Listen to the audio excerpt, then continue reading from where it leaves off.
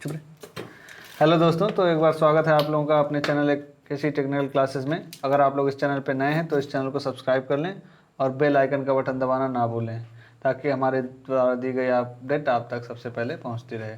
और हाँ, आप लोगों से एक बात और कहनी चाहूँगा, अगर आप लोग कुछ नोट्स लेना चाहते हैं, जैसे कि मैकेनिकल या फिर कोई आपके फ्रेंड्स हैं जो नोट्स लेना चाहते हैं, तो हमारा एक प्ले स्टोर पे हमारा ऐप भी आ गया है एक ऐसी टेक्निकल के नाम से।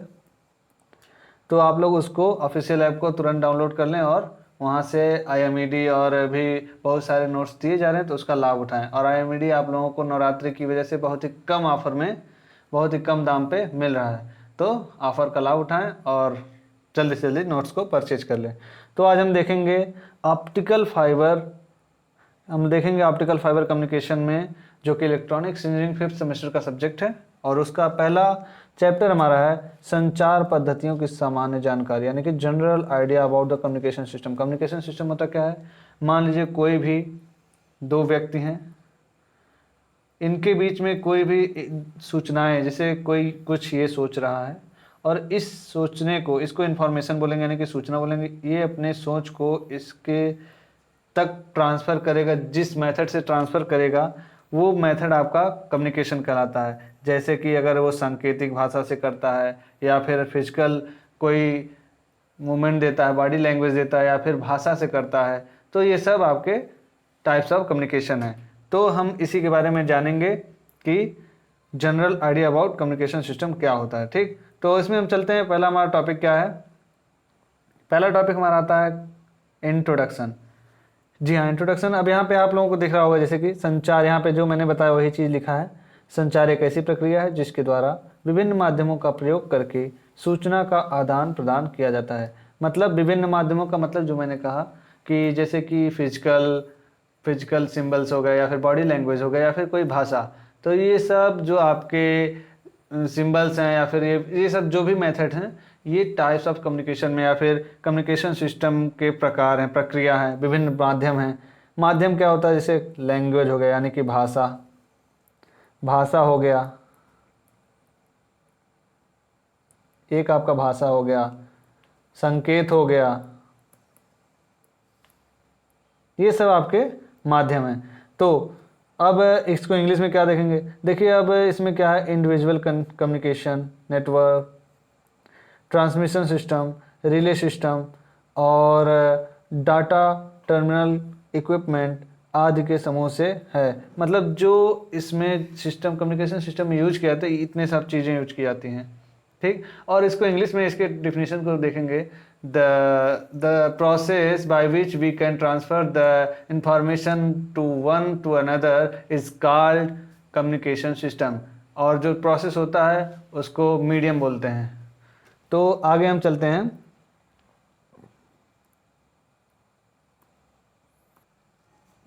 हाँ, तो आपके जो ये सारे कंपोनेंट हैं, ये सब कंपोनेंट जो हैं विभिन्न प्रकार के, इनके समूह का जो इसके इंटरकनेक्शन है, कि जो इसका कनेक्शन, जो मतलब इन लोगों को जोड़ के कम्युनिकेशन को संभव किया जाता है। जैसे मान लीजिए अब कोई आपका पहले ज़माने में जो टेलीफोन आता था, टेलीफोन बॉक्स मान लीजिए ये है। अब यहाँ से एक वायर जाता था टेलीफोन बॉक्स के एक्सचेंज के पास, एक्सचेंज से फिर वो आगे जो भी प्रोसेस होते थे, वहाँ पे चैनल लगे होते थे, एक चैनल से दूसरे चैनल पे ट्रांसफ़र किया जाता था, फिर वहाँ पे लास्ट में जहाँ पे आपको बात करनी है वहाँ से उसको कनेक्ट किया जाता था। तो ये सब सारे जो कनेक्शन हैं, इसको मिला के ही तो कम्युनिकेशन आपका पूरा हुआ दूसरे टेलीफोन से। तो यही सब इसमें दिया है कि जो ये सब आपके डाटा हैं या फिर जो ये सब आपके इक्विपमेंट हैं, वो सब इंटरकनेक्शन, देखिए उन जिनके इंटरकनेक्शन से कम्युनिकेशन संभव होता है। अब देखिए आगे आपका क्या देता है, optical fibre. Optical fibre communication संचार की एक आधुनिक विधि है। मतलब ये नहीं है कि इसके डायरेक्ट बाद आपका ऑप्टिकल फाइबर आ गया, इसके बीच में भी कुछ बहुत से प्रकार के आपके कम्युनिकेशन सिस्टम से, लेकिन जो ये ऑप्टिकल फाइबर है कम्युनिकेशन है, ये आपका सबसे आधुनिक है। इस समय यही चल रहा है। जो आप इंटरनेट तेज स्पीड से इंटरनेट यूज करते हैं, उसमें भी ऑप्टिकल फाइबर यूज होता है। आप देखते होंगे कहीं कहीं पे कुछ लोग बक्से में किसी तार को जोड़ होते हैं, वो बहुत पतले तार होते हैं, वो सब ऑप्टिकल फाइबर के बने होते हैं, जिससे आपको इंटरनेट प्रोवाइड किया जाता है।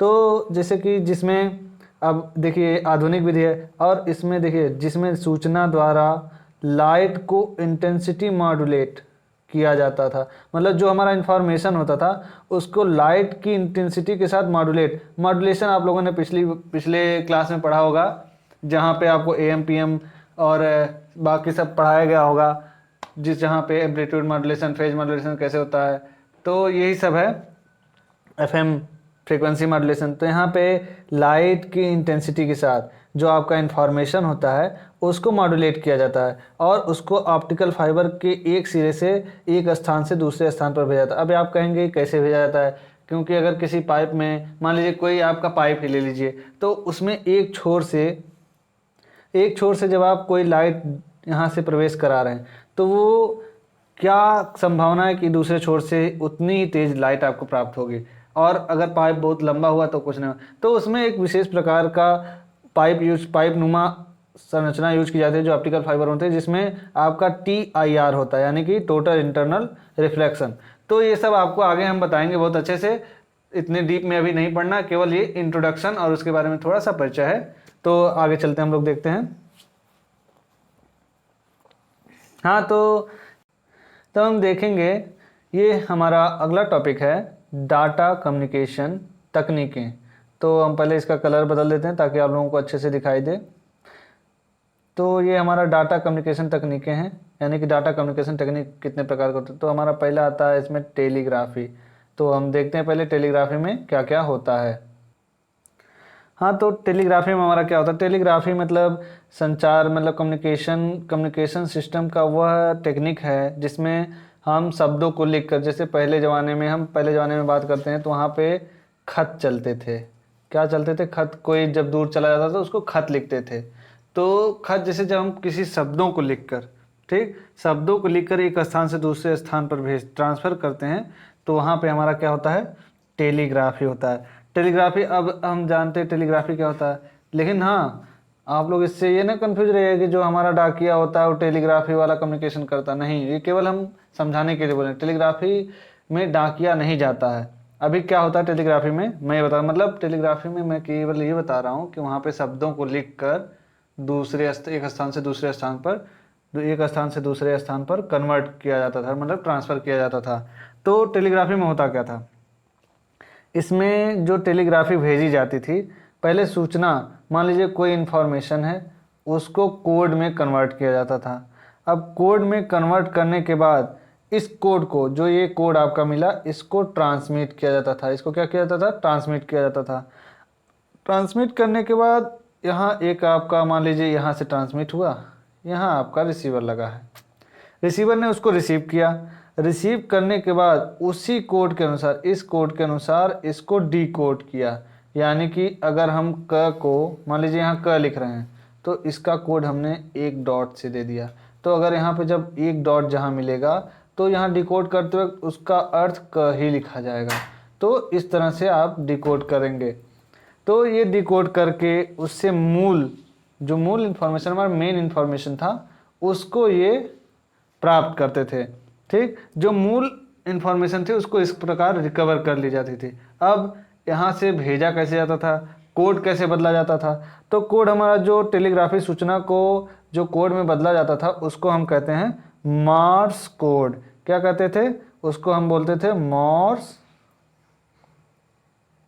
कोड। ये एस है,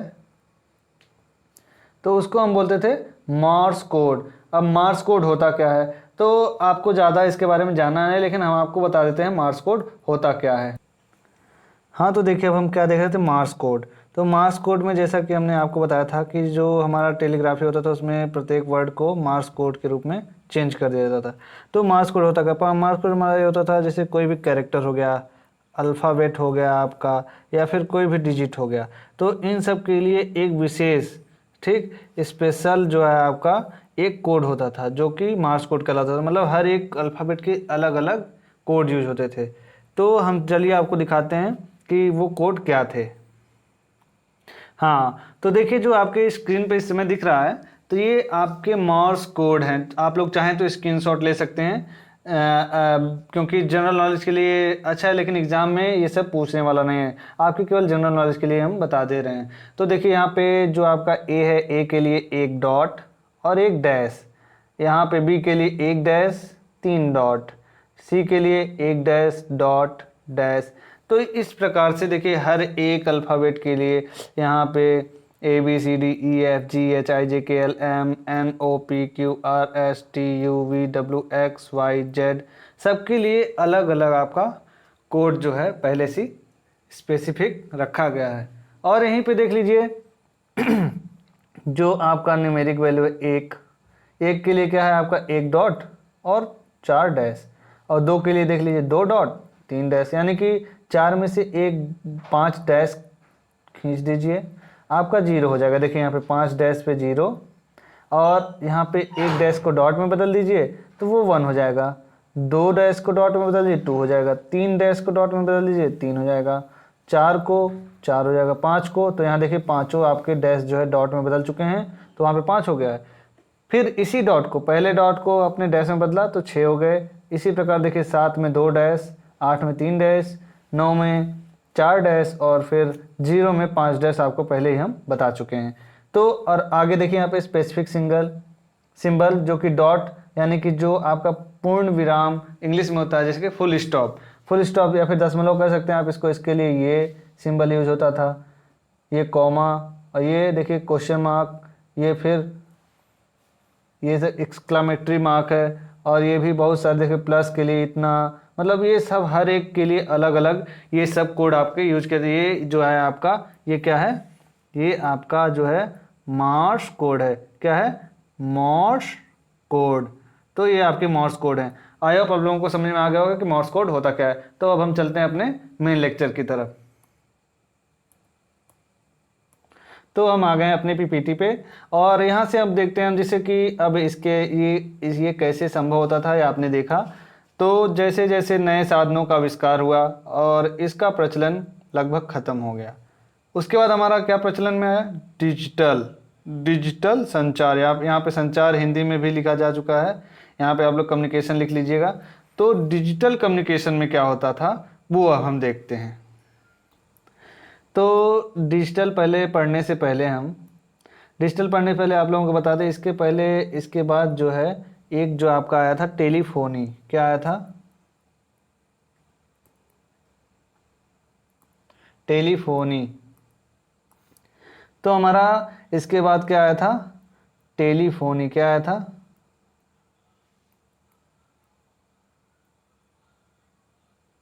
टेलीफोनी। तो टेलीफोनी हमारा होता क्या है? छोड़िए लिखने में क्या है, टेलीफोनी हम आपको बता देते हैं क्या होता था। इसमें जो आपका, आप जैसे हम बोल रहे हैं मुँह से, मान लीजिए ये आपका साउंड स्रोत है, यानी कि ध्वनि स्रोत है, जहाँ से आपका साउंड निकल रहा है। मान लीजिए ये हमारा मुंह है, मुंह ही बना देते हैं।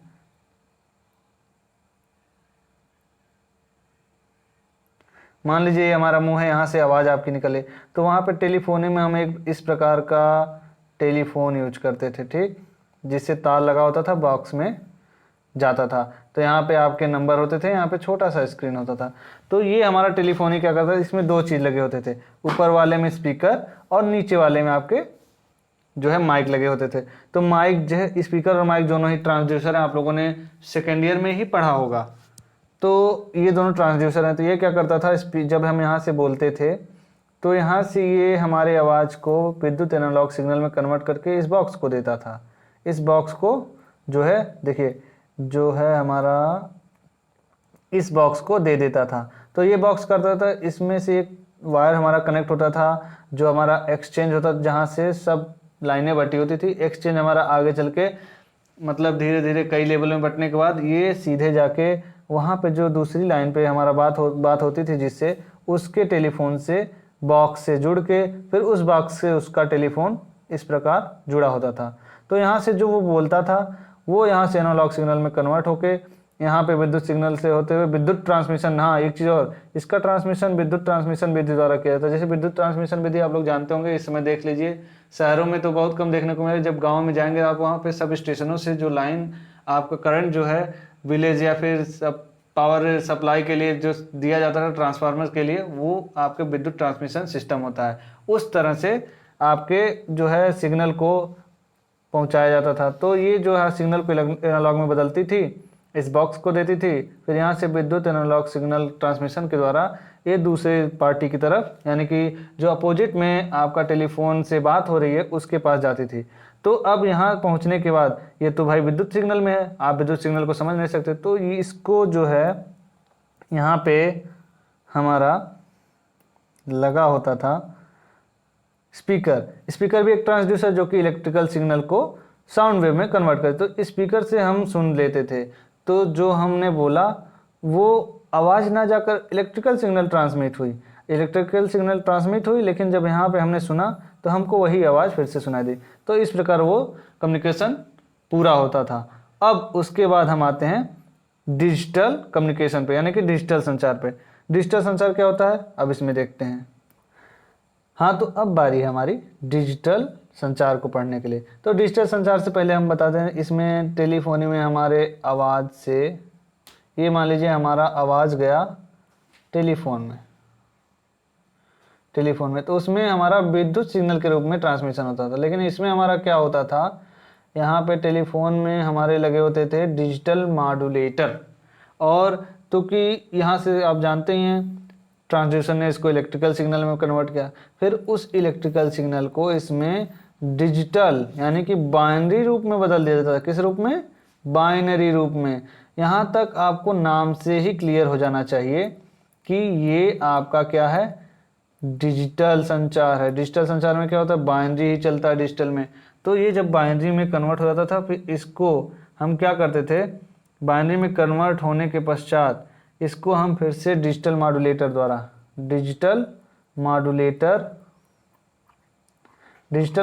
द्वारा इसको हम फिर बाइनरी से इसको हम वेव यानी तरंग रूप में बदल देते थे। इसको हम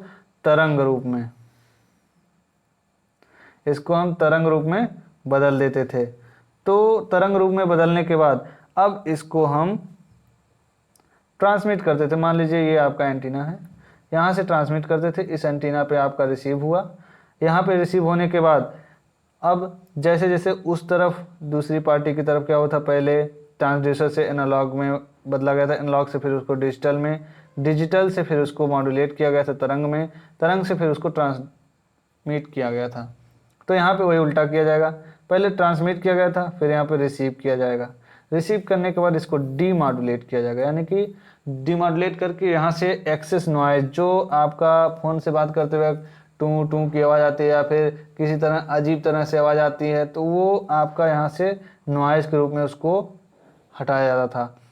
फिर उसको बदला जाता था एनालॉग में। एनालॉग में कैसे बदला जाता था, कोडर डिकोडर यूज किया, इसके यहाँ पे डिकोडर के द्वारा उसको एनालॉग में बदला था। अब एनालॉग जो हमारा प्राप्त हुआ वो हमारा ट्रांसड्यूसर के पास जाता था, जो कि वहाँ से ट्रांसड्यूसर आवाज़ को आपका विद्युत एनालॉग में बदला था। यहाँ पे स्पीकर ट्रांसड्यूसर लगा होता था, जो कि इलेक्ट्रिकल सिग्नल को आपको साउंड वेव में कन्वर्ट करके देता था। तो यहाँ पे आपकी जो है कम्युनिकेशन कंप्लीट हो जाती थी।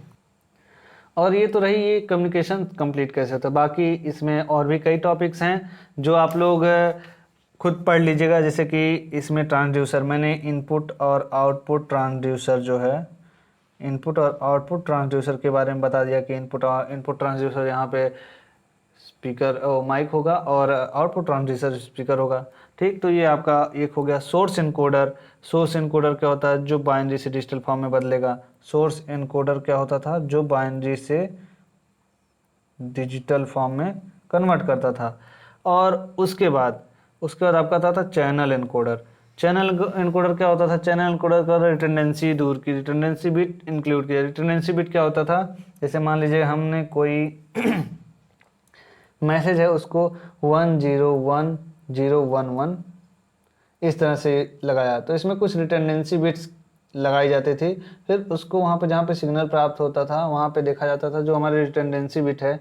मान लीजिए एक नंबर पे लगाई गई रिटर्डेंसी बिट, एक पहले स्थान पे, फिर तीसरे स्थान पे, फिर पाँचवें, तो वहाँ पे ये देखा रिटर्डेंसी बिट हमारे अगर वही स्थान पे है तो इसका मतलब सिग्नल में नॉइज़ नहीं है, सिग्नल हमारा जैसे ज्यों का त्यों प्राप्त हो गया। लेकिन अगर ये 3 वाला हमारा मिल गया चौथे स्थान पे, बाकी सब सेम है, तो इसका मतलब कुछ तो गड़बड़ हुई है सिग्नल के साथ।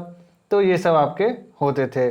और इसके बाद आपका आता था डिजिटल मॉड्यूलेटर। तो डिजिटल मॉड्यूलेटर क्या होता था, आपका बाइनरी को तरंग रूप में यानी कि वेव फॉर्म में बदलता था। डिजिटल मॉड्यूलेटर क्या होता था, जो सिग्नल को, जैसे यहाँ पे मतलब डिजिटल मॉड्यूलेशन में जो आपका बाइनरी सिग्नल था उसको वेव सिग्नल में बदल के आपको ट्रांसमीटर को दे दिया था, यानी कि चैनल। एक चैनल होता है जिसके थ्रू, चैनल क्या होता है, जिसके थ्रू एक रास्ता होता है जिसके थ्रू वो जाता है।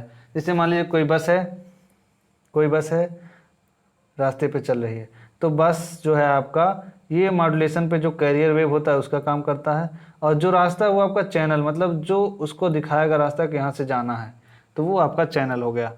तो ये आपके पिछले वीडियो में पढ़ाया गया था चैनल और ये सब क्या होता है, एक वीडियो बनाई गई थी पिछले ईयर में, तो आप लोग उसको पढ़ लीजिएगा।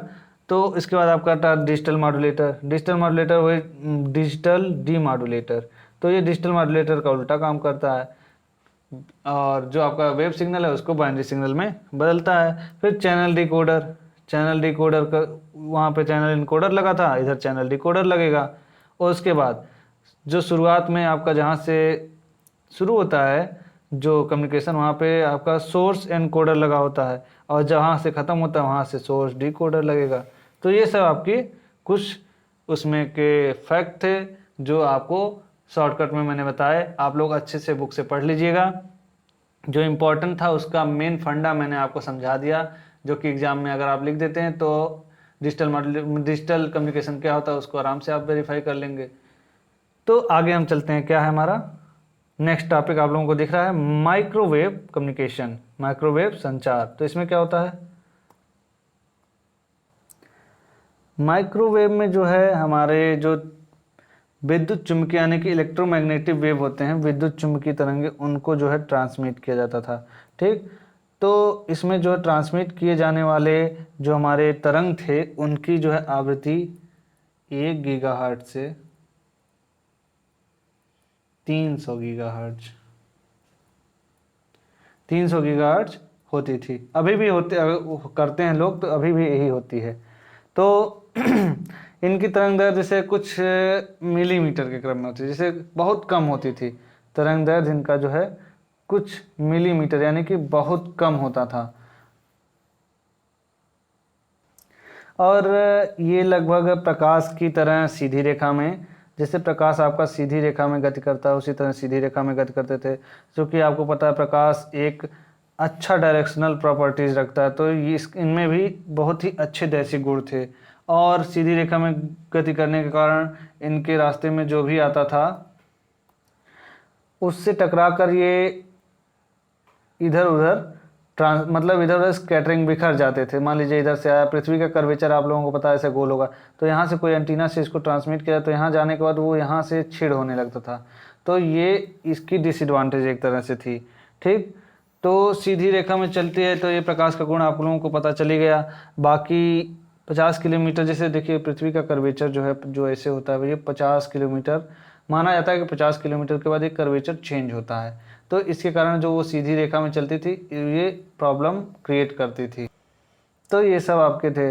तो जैसे मान लीजिए अब यहाँ पे आपका पृथ्वी का कर्वेचर ये रहा, पूरा गोल नहीं बना, यहाँ से कोई एंटीना से इसको ट्रांसमिट किया जा रहा है, तो यहाँ से कर्वेचर से जाके यहाँ पे अगर देखा जाए तो यहाँ से कहीं ना कहीं वो टच हो जा रही है। तो इसको दूर करने के लिए यहाँ पे इसको बीच में रिपीटर लगाए जाते थे।